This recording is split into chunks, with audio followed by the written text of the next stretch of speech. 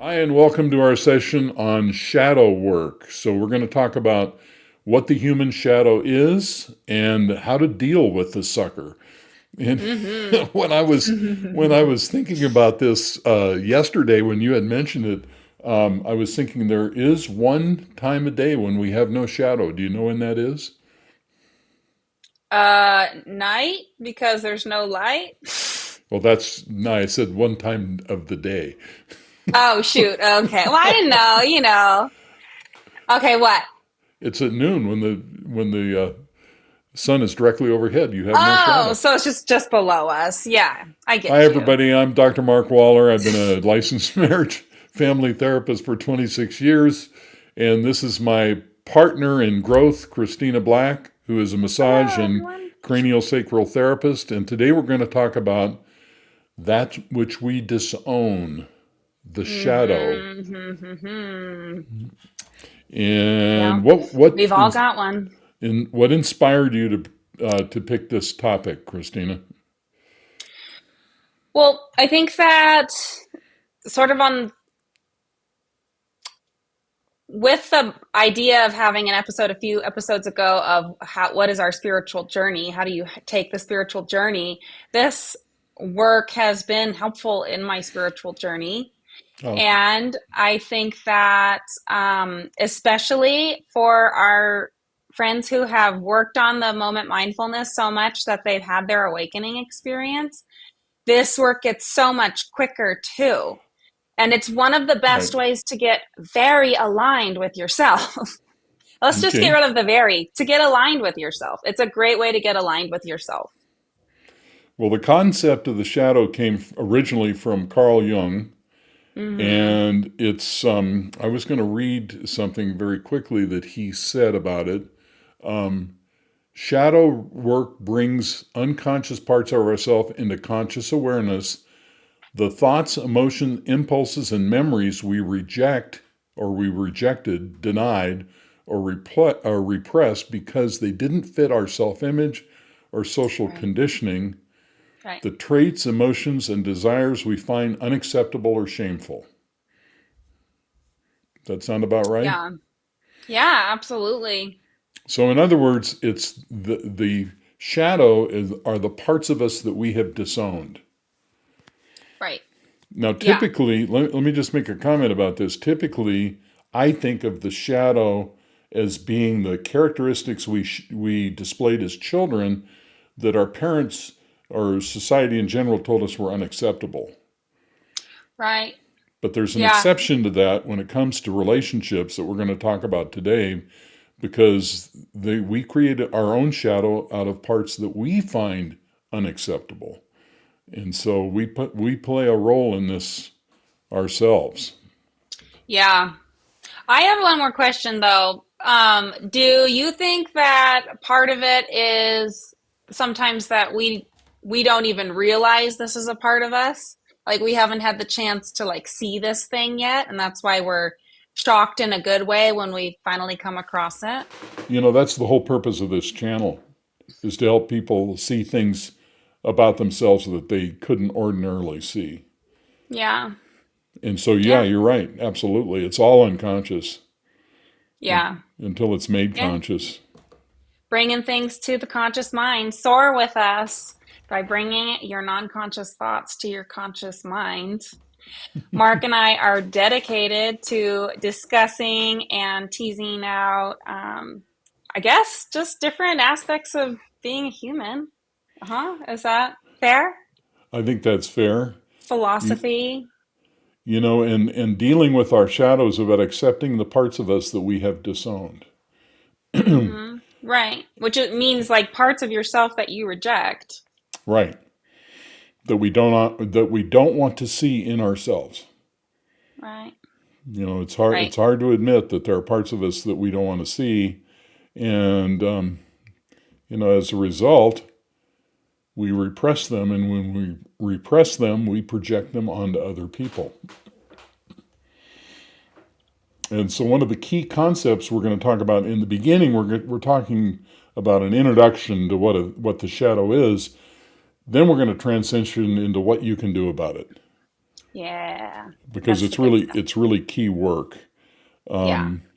And it ties into, using your emotions and things like that for personal growth. Absolutely. Because it's all information. It is. And Yeah. so if, what we're talking about here kind of piques your interest, we have an online community called Thought Masters. And if you scan that QR code, it will take you to a page. You can find out about it.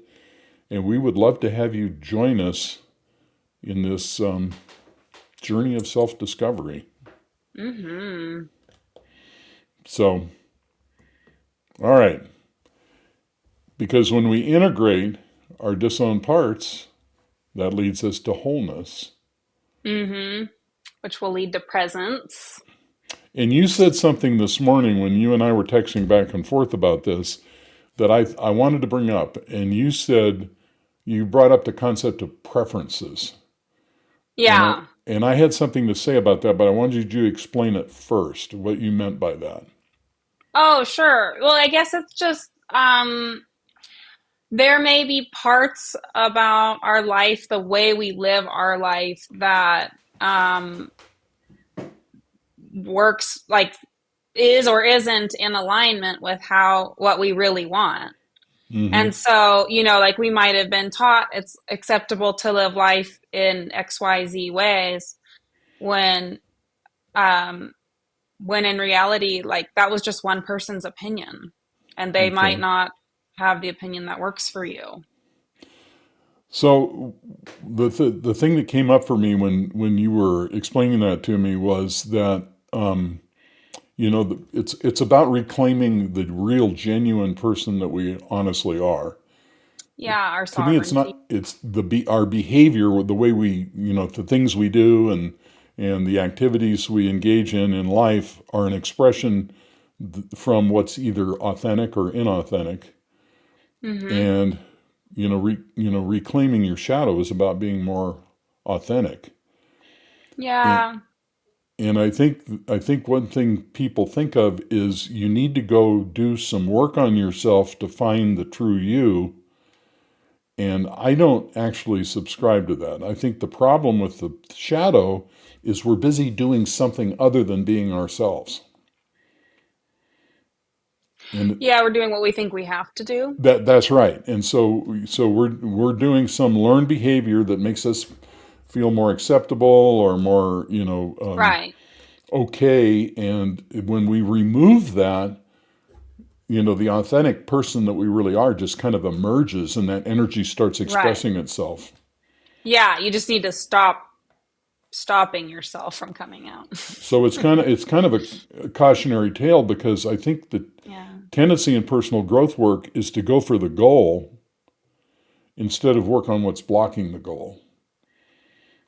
Because if you Mm. don't do the shadow work, if you try to be more authentic without doing the shadow work, it's probably not going to result in being wholly successful because those disowned parts are still working, to take that away from us. How can you be whole if you're still rejecting parts of yourself? That's exactly right. And you alluded to that Yeah. when we started today, because, if you're doing that, you're never going to get to the fulfillment and satisfaction that you truly should inherit in this life. Yeah, you just have one life. Why can't it be ours? And it can't be ours because we programmed ourselves that in one way or another we're not okay. Yeah, well, listen, that's our limbic system too. It's just like always trying to help us survive. It's always trying to find something wrong that we can conquer, which is why it's so hard to be happy sometimes, right? I think that's a key concept because, basically we have this animal nature and we're dedicated to survival. And the limbic Yeah. system is the part of the brain that's dedicated to survival. And so this shadow lives in, that ego that's created Yeah. out of the limbic system to try to survive. Right. Yeah, it's trying to protect us from ourselves essentially. Right, But but like we've discussed before, it doesn't have the emotional maturity beyond a 7-year-old. right. That's correct. And so it's like allowing a 7-year-old to tell you about what's acceptable about your life or not. Exactly. And that's And I a love 7-year-olds, but I probably wouldn't give them that authority in my life. actually, yeah, and you certainly by 7, and a lot of this happens much earlier than that. Yeah, right, right. Totally. So here's some examples of shadow work, and then we're going to go through this piece by piece. Okay. And uh, body work is part of this, so be patient. Yay. All right. I believe that. I'm glad that you're including that. So, judgments. Your strongest criticism of others points to your shadow. And so, if my criticism of you is you're too loud and obnoxious, that points back to me. Because, Now, do you think it means that you have you think you have the propensity to be too loud, or that you're always too loud, or what? what it means is that when I see that behavior in you, it reminds me of a part of me that I'm ashamed of that I don't want to see. Mm. And so Mm-hmm. if you and this is very serious what I'm saying here, if you really want to do this work, what you need to do is find your judgments about other people and realize you're looking in a mirror at a part of you you don't want to see. So I just Mm-hmm. picked loud and obnoxious. How about irresponsible? If you're irresponsible, if you see somebody as irresponsible, it's because you weren't allowed to make mistakes, maybe, or be a free spirit, or whatever that responsibility meant to you. Mm. Sure. So if like irresponsibility is on the spectrum of responsibility, let's say, right? Like Yeah, here's responsible, here's irresponsible. It's somewhere on there, right? There's no point at which something becomes fully irresponsible or not. So you're saying maybe you were taught to have your bar be a level that didn't really fit you. right, right. And so when you see someone else taking the liberty that you weren't allowed to take, it makes you like upset. That's right. Because you're seeing a Uh-huh. part of yourself that you have disowned. Mm-hmm. So Okay, if so it's like I disowned that I want the bar to be lower than it is, or something like that. so a good way to do this is in your interactions, and we're going to talk about Hmm. relationships. This is very important, Yeah. intimate relationships. But if you have a friend, a colleague, a coworker, a supervisor, a husband, a wife, you find yourself objecting to some characteristic of their personality, that is your shadow. Hmm. You are looking at your So, shadow. so let's just say, okay, one example that is true for our family is I can get frustrated at how messy other members of my family are, but I'm messy too. I do own Right. it. But when I'm getting mad, maybe in those moments I'm suspending some delusion that I'm not as messy as them or something. Well, probably what my interpretation would be is when you see this is projection. So when you see them making a mess, you remember as a child what would have happened to you if you made a mess. And that's upsetting. And so you want them to straighten out their mess so you don't get punished for it. Well, I was pretty messy as a kid and I wasn't punished for it. Well, weren't you shamed? Sometimes my parents told me I had to clean my room before I was allowed to hang out with friends. So the point is, if you have an objection to somebody being messy, Okay. that means that when, whatever messy means, I have no idea emotionally what messy means for you, Yeah. but that ties into a childhood circumstance, a pattern of circumstances where your messiness was labeled as unacceptable on a Mm. personal level. I probably did it to myself in high school because it was really bad. I'm going to be totally honest because this is so gross, but it is kind of a crazy story. I had this cat in high school, and when I finally cleaned up my room, I found like a dead rat that it had brought into my room, and I found its like bones and stuff, and I swore to myself that I would never let myself get this messy again because that's ridiculous. Listeners, I apologize that you had to listen to that story. That was just really disgusting. It was, huh? I know, it's sad. We shouldn't do that to ourselves, you guys. You actually, Okay. Here's my should, and we just did an episode on that too. Sorry. I'm that's, learning too. that is so funny. So, number I one know, is, I'm sorry. It's that's gross. hilarious. But anybody who's had a cat knows they bring you presents. They So, do. It really respected me. I was a good leader. So, all right. So, inner child work is another example of shadow work, and that leads us yeah. to relationship dynamics. Relationship dynamics in my world is the most important shadow work of all. That Because makes sense. now the reason for this, and you mentioned the limbic system.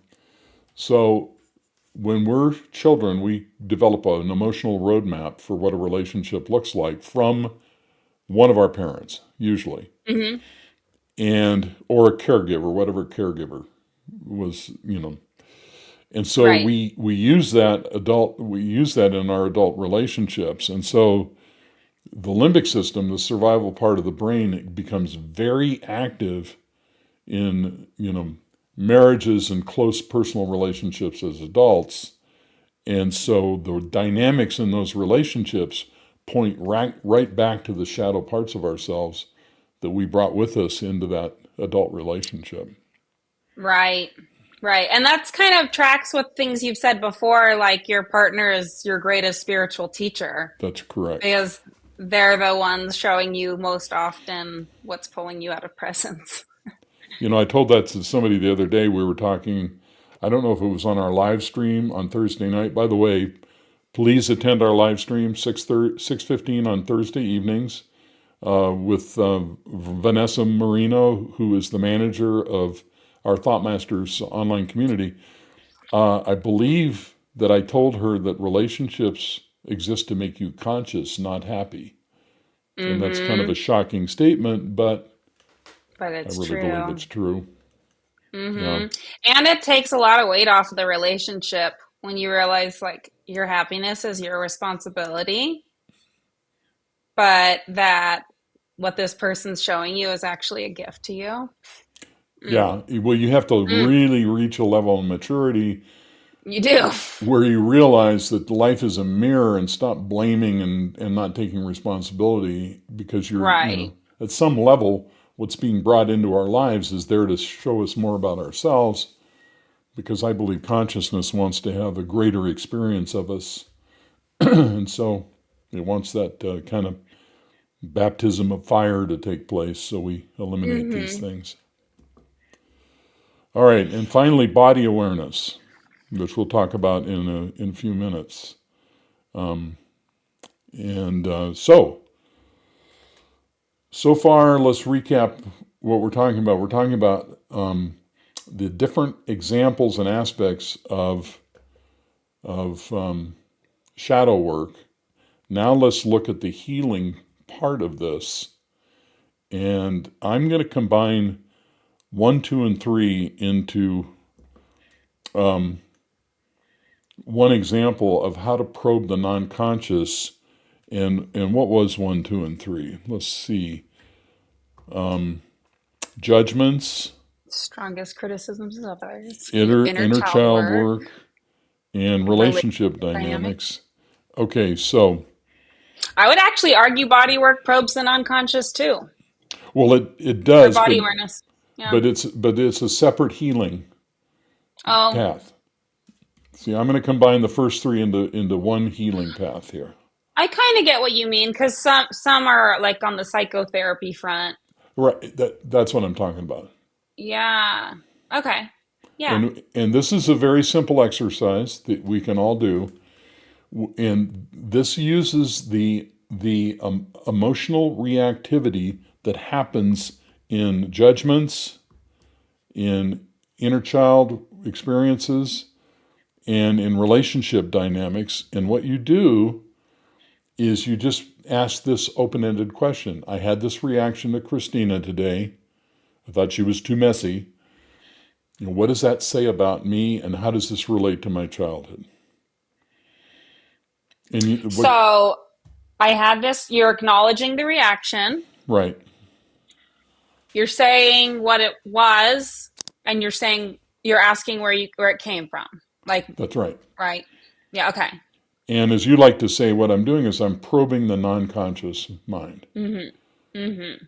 And so Yeah. you don't try to figure this out. You just pose the question. Right. And you may have to do this over and over again. Right.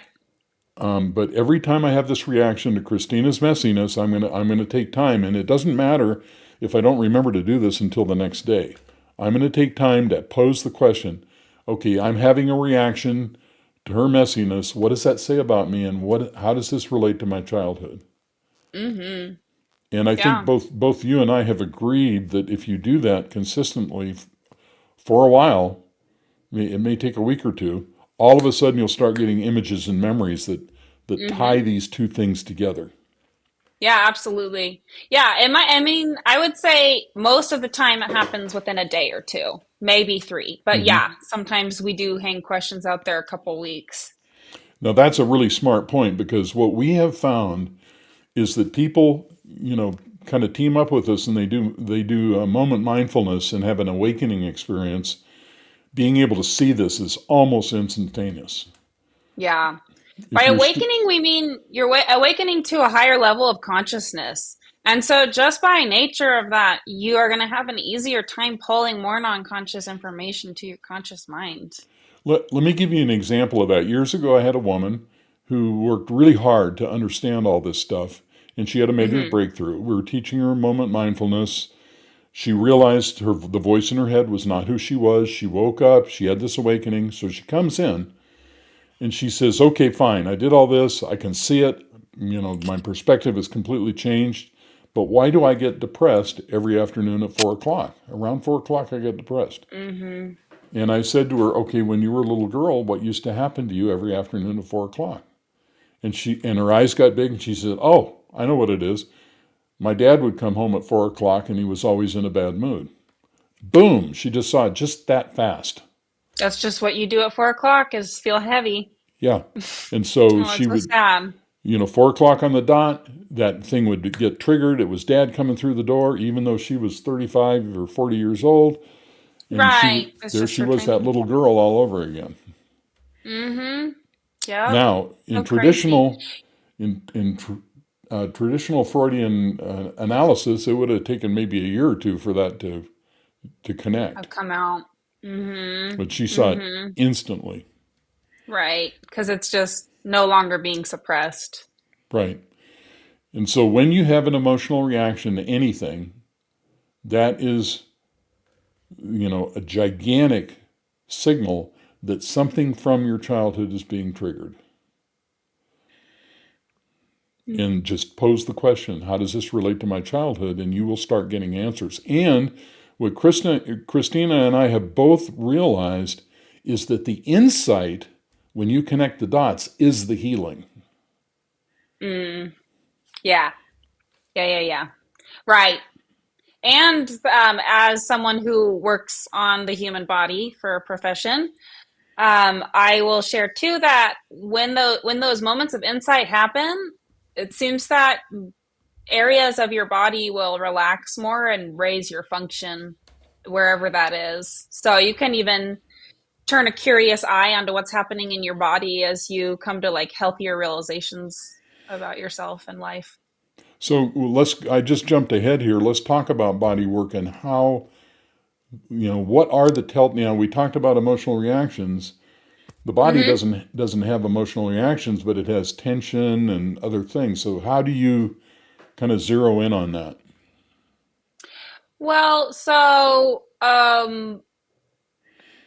I think any practitioner of this type of work is going to have their own way of knowing what signals they're reading from the body. But for craniosacral in specific, you kind of get in there and you calm the whole nervous system down overall. And then you start to see what areas are still buzzing or still draw your attention. And it might even be that you feel it, or that there's different points of the body you can check. It might be that those areas aren't as open as they need to be. But you can just kind of find different ways of seeing this part is more restricted than the others.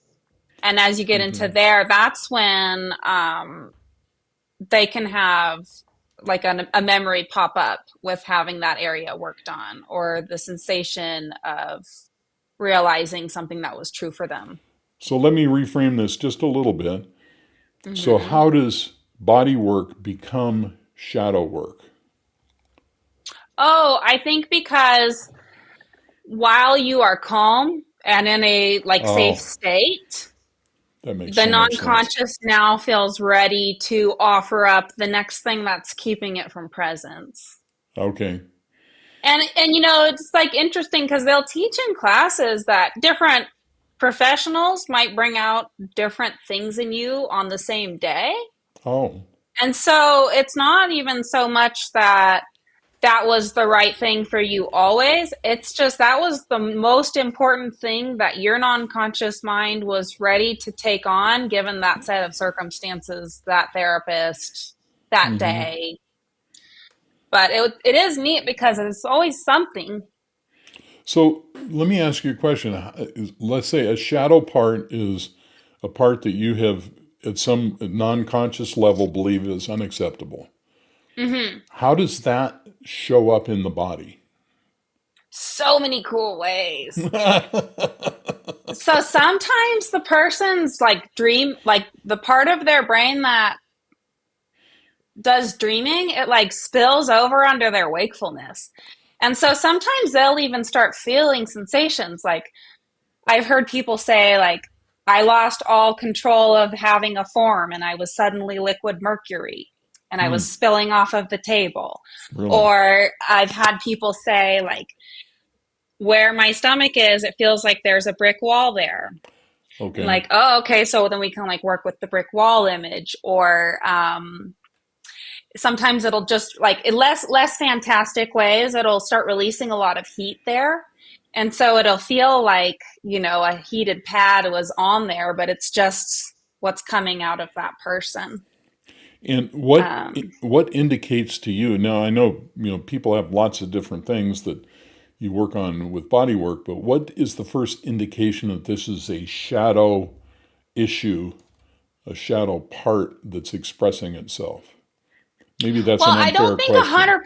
I don't think 100% of the time it is, but the Okay. times that it is, I think it's that it brings up a situation where someone needed to process something, Okay. and it maybe brings an element that they had disowned, like a part of the experience they had disowned, and kind Okay. of brings it up to their face again. Like, hey, for your Ah. review again, Okay. this thing happened. This was your experience. What do you think about it now? But like sometimes people will remember being the 4 year old and they're ready to go talk to 4 year old them, Okay. you know, like with a psychotherapy kind of imagery. I get it. Um, but like sometimes too, I'll just be working on an area and someone just starts crying, like hard, ugly crying, and they're not even sure like why at first until they're even feeling safe that it's okay to cry. Got it. And then they are allowed to look into it in their own mind, you know? So, Interesting. yeah. So, People, definitely a lot of people going against their programming. well, I think my sense is, and you would know this far better than I, that these days more people are storing more toxic whatever in their bodies than ever before. I mean, yeah, living a Western life, you have to try pretty hard not to allow a ton of toxins into your body through what you use in skincare and food and, Right. you know, hygiene, I've cut out all my skincare stuff, so all the toxic stuff. Or you I just just don't do skincare now. I just use the stuff that makes me pretty. Ah, All right. So let's talk about relationships. And we're going to yeah. use we're going to use the lion unicorn model here. And for those of you not familiar with the lion-unicorn model of relationships, I'm going to attach, at the end of the video, I'm going to attach another video that you can watch that explains it in fantastic detail. But this is basically the heart of it. So 2 people, 2 circles. The one on the right is the lion. The one on the left is the unicorn. Now, we all have emotional pain, and the lion's emotional pain is a feeling of rejection, like nobody cares or they're not good enough. And the unicorn's emotional pain is anxiety or fear. Now, we all need a defense against our pain, so the unicorn's defense against their anxiety is they avoid. That looks like rejection, like nobody cares to the lion, and their defense is they get angry, which triggers more anxiety, and it just goes around and around. Okay, so we're not going to go further. Now, those big circles in that diagram are the limbic system. Right.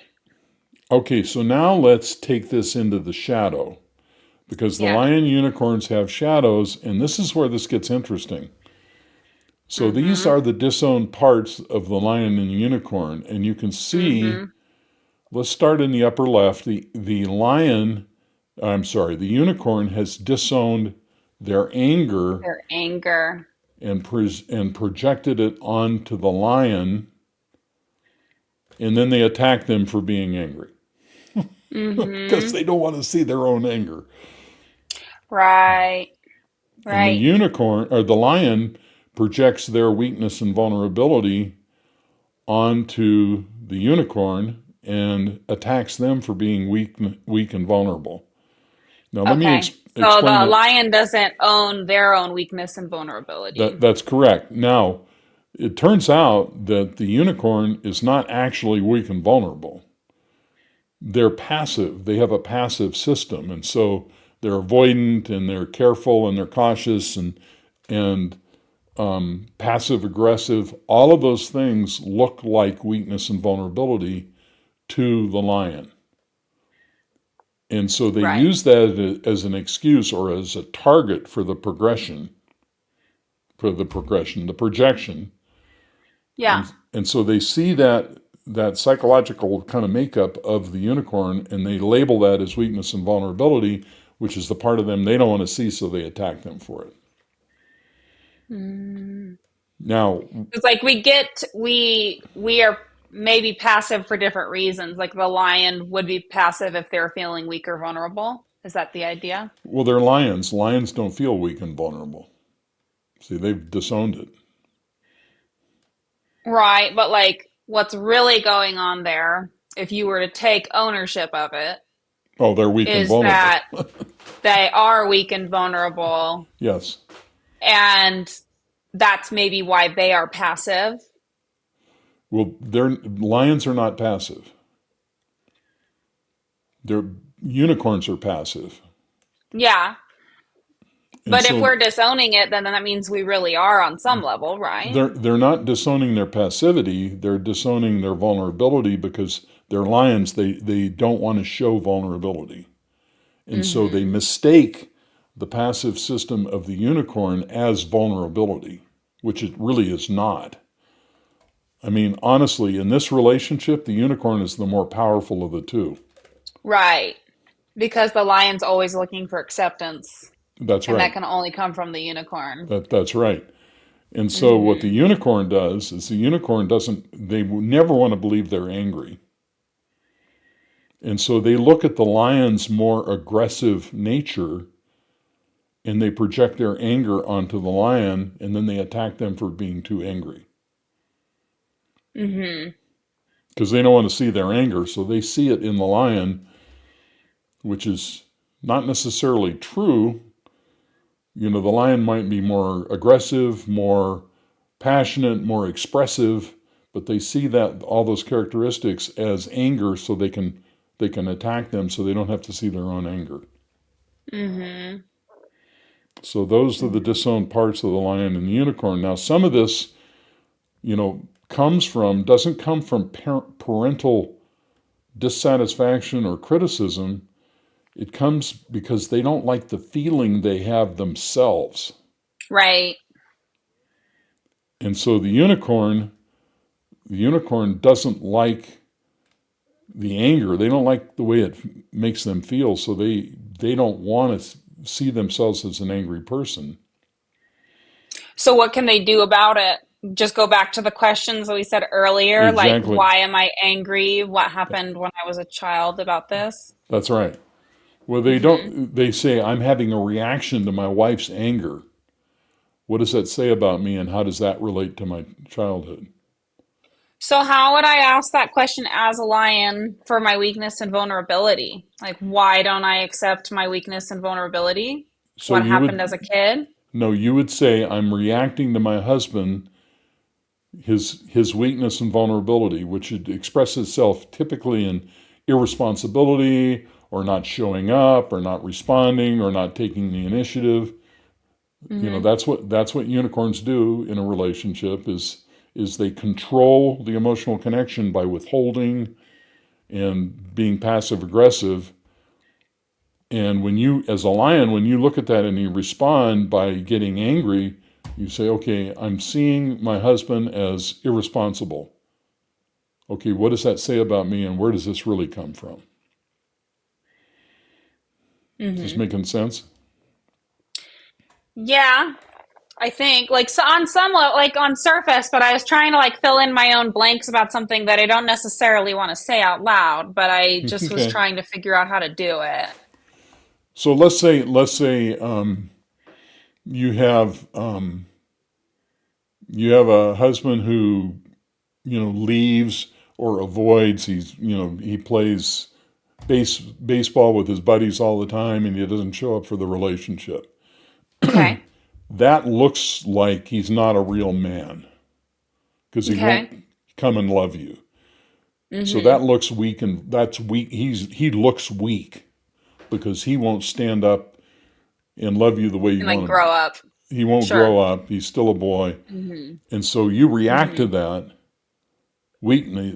You're labeling that behavior as weakness. It's not weakness. It's Okay. avoidance. Hmm. But you see it as weakness because that's what your Hmm. limbic system sees. And so you ask yourself your question, why am I attacking him for being weak?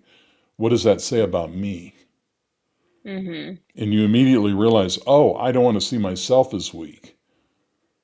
And then you look at him and realize, oh, this is not weakness. He's avoiding.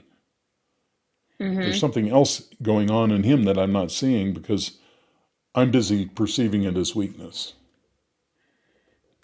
Does that make Hmm. more sense? Am I explaining it better? Hmm. Yeah. Thank you.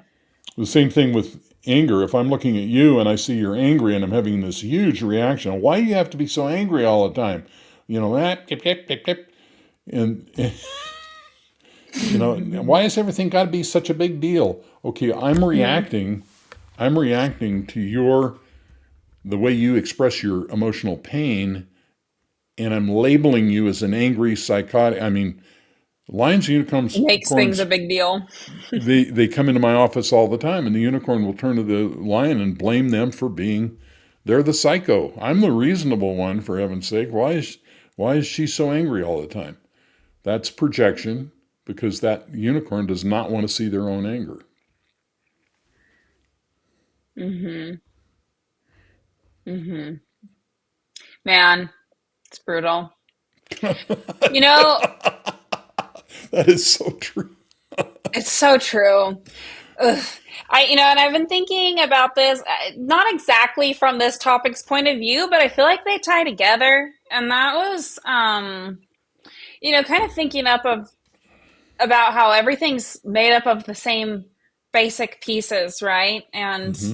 I don't know, even if you kind of look on some sort of like karmic level of like what goes around comes around kind of thing, like anything I do in someone's favor or against someone, it's kind of like I'm doing it to myself.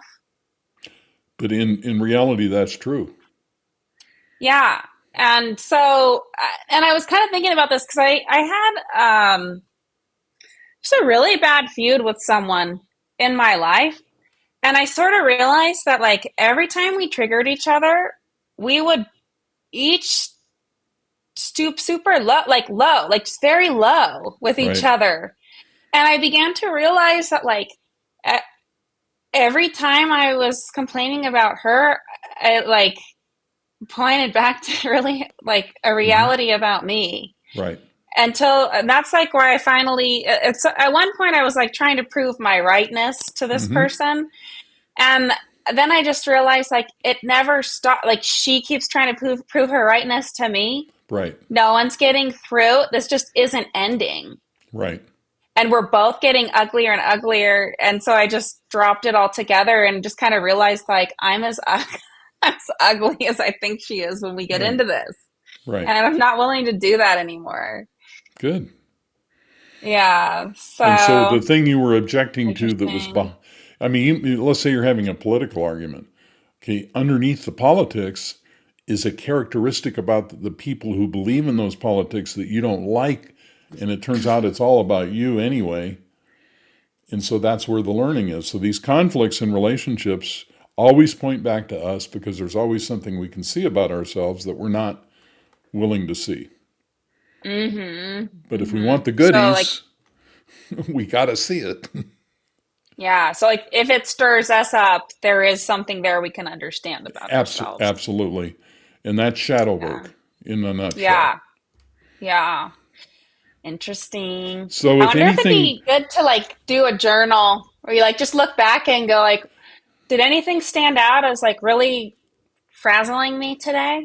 You know? I'm glad you said that because I'm really kind of against journaling because I think it's kind of, you know, sissifies things and gives us an excuse not to look at ourselves. But if we journaled You our think emotion, so?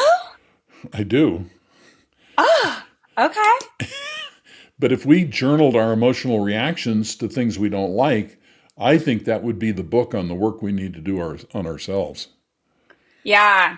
Well, I guess that's why I like journaling is because it's slower than thinking. You have to Oh, finish your thoughts.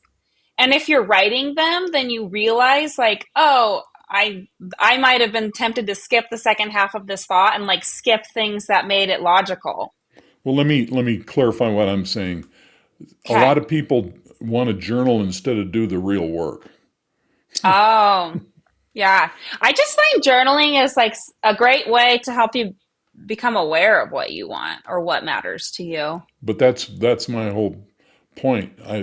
People don't need to do that. They just need to do the work. If their life is not Yeah. working, they don't need to be aware of what they want. They need to be aware of what they're doing that makes their life not working. So True. if you sat down with your journal and said, "Here's 1,000 words on why my life is not working and why I'm responsible for this," then it would be a real important exercise to do. Yeah, I agree. So if anything we've talked about today has piqued your interest, we'd love for you to scan the QR code and come and join us on the Thoughtmasters online community, and we can have more of these lively discussions. Yes. It would be Anything so much fun. anything more about shadow work that you want to say, Christina? I would really love to hear anyone who's comfortable sharing some benefits they've had from shadow work. Great. I don't know. Anything you want to hear from people? Yeah, if this information has given anybody any new perspective on how to do this work and get to the core of what goes on to them, that would be really very Hmm. interesting for me to hear. Yeah, love that. I think that's it for me. Thank you for putting together this interesting discussion. Yeah, we'd love to hear your comments and reach out to us if we can help at all. And until we meet again, Mhm. Next time. See bye ya. bye.